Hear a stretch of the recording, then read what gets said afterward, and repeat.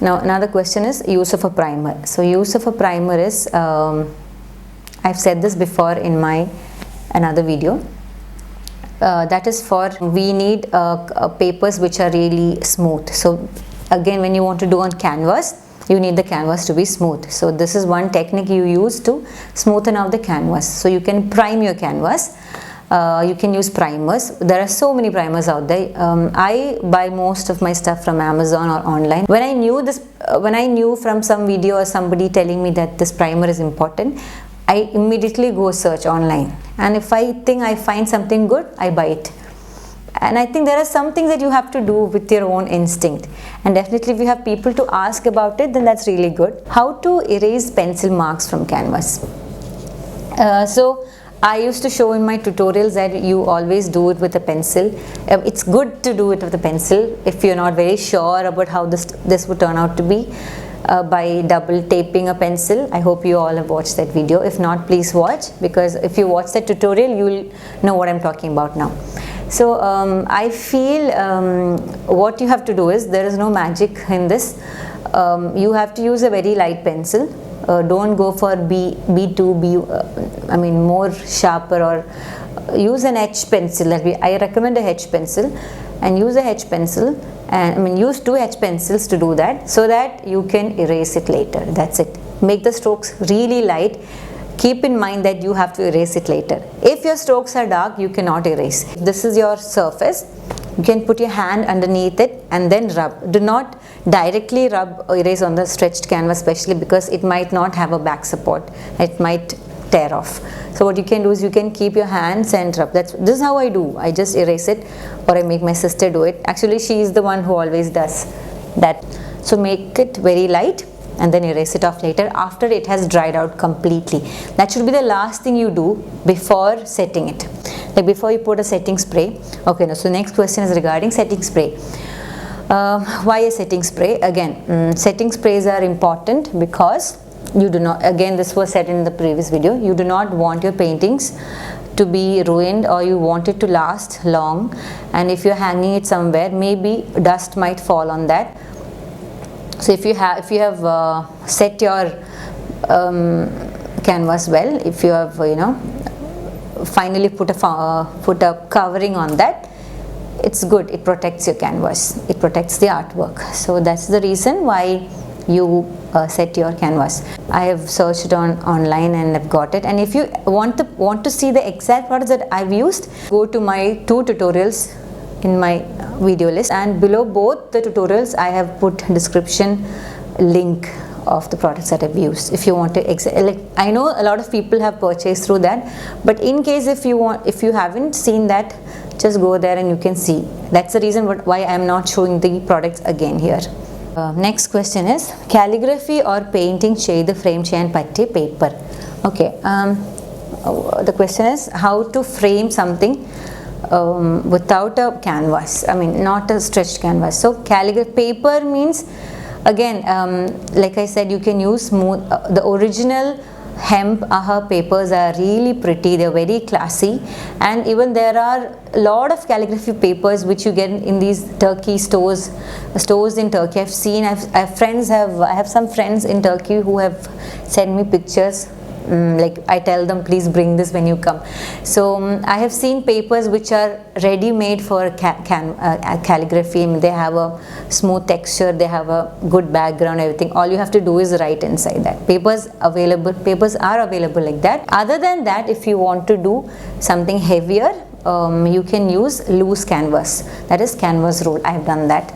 Like when there are situations where I couldn't get a particular size, I would buy canvas rolls and I would stick it on a table, tape it well, and then I draw on that, and after that I frame it. So this is one option I prefer, because I do not get a lot of papers, smooth papers, and then maybe the client wants a lot of colors on that, like they want a background and they want this. So that way I don't think a smooth paper can hold all that. So people who want a pakka acrylic artwork with Arabic calligraphy, then I go for loose canvas rolls. The next question: after painting and hanging it on wall, does the painting fade away after some time?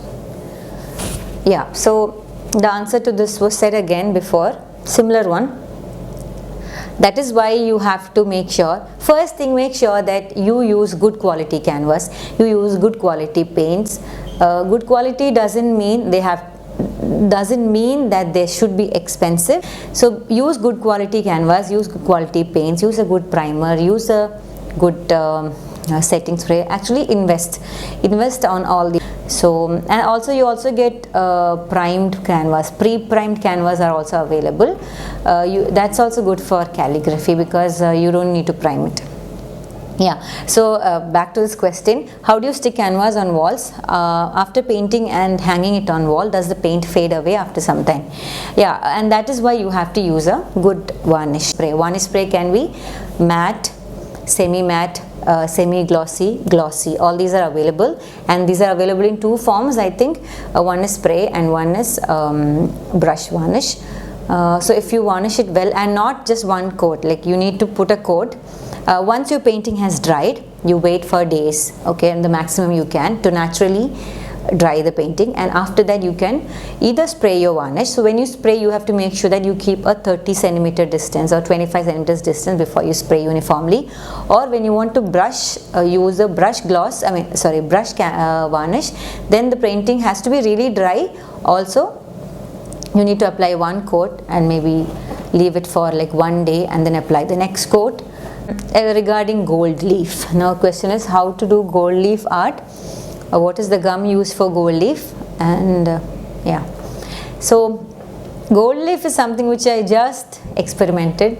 It's something which has been in the world of art since a decade, I think, and I've always seen my cousin doing it. So I asked her how to do it. I asked her and then I think I searched some gold leaves online. Then I bought gold leaves, are nothing, they're actually golden papers.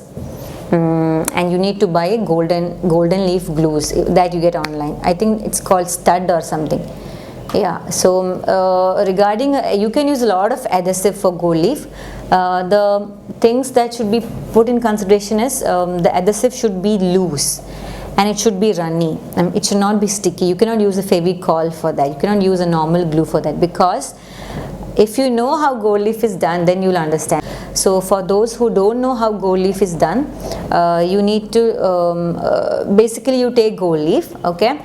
For example, you are writing letter A on a canvas. So you draw the letter A, and then wherever you want the gold leaf to be, or in Arabic, if you want to write the letter Alif, you write the letter Alif in pencil or something, and then you use this glue on that, just like how you brush a painting, just like how you paint with a brush. And then after you have filled it with the glue, just like how this glitter glue works, you put the glue and then you put the glitter powder and then you shake it off and then it's done. That's the same process. You should not use brushes which have a lot of paint on that. I think that will block the passage of that glue should be very smooth, so that you can immediately stick the gold leaf onto it. And after, say, like I think you will see the directions are given on each gold leaf. I think 25 to 30 minutes you'll know it's dry, and then you rub it off with another dry brush. This is what is done for gold leaf. Then another question is, how many years does it take to become a pro? I think before we begin something, we all want to know, like, when will we be a pro? Actually, it takes a lot of time, it takes a lot of patience, and it takes a lot of hard work too. And I don't think there is an end to being a pro. You keep learning. It's a lot of hard work and patience. It takes years, it takes months. So you don't have to start thinking when you will end it. You won't end. Like, if you're really interested into it, I think you don't want to end this. You keep practicing and you keep getting better and better and better at it. So definitely there is no end. And definitely if you become a pro, you'll know that. You'll have people telling you that things are really good. Are you planning to do a video with Dana? Please do a song video with Dana. And for those who don't know, Dana is my sister, and actually we siblings have a lot of plans which never happens. I think we've been together since ever, and I don't think we've done maybe like not more than one video. That's exactly like how you don't visit your neighbors. Like, you know, they are there always. Now we are away, like I'm away from them, and now we are actually planning of how to do a video virtually online. Inshallah, we have a plan. So that's all. I hope you all enjoyed this video. I know it's a little detailed, but this is something which I always wanted to do. So people who really want to watch it can watch it and give me your suggestions and feedback. Thank you. Assalamu alaikum.